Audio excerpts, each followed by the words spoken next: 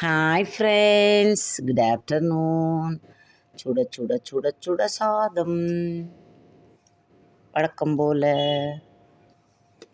என்ன. அப்புறம் நல்ல உருளைக்கிழங்கு ஃப்ரை, காரக்கறி.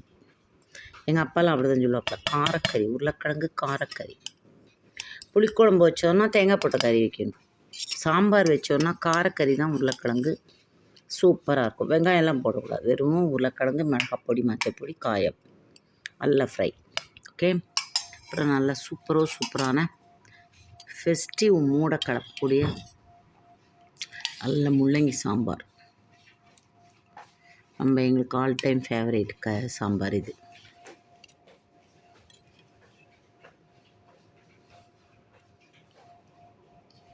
அடுத்து நல்ல சூப்பரான மாங்காய் ஊறுகாய். ஒட்டு மாங்காலே இதை கீத்து மாங்கான்னு சில இடத்துல சொல்லுவாங்க, மிளகா மாங்கான்னு சில இடத்துல சொல்லுவாங்க. எப்படி வேணால் சொல்லிக்கட்டும். நாங்கள் மிளகா மாங்காய் போட்டாச்சு. லைட் காரம் இருக்கும், கொஞ்சமாக தான் புளிப்பு இருக்கும் இந்த மாங்காய். சீசன் ஆரம்பிக்கிறது பார்த்திங்களா, ஸோ ரொம்ப புளிப்பு இருக்காது இந்த மாங்காய்கள். அப்புறம் தயிர்.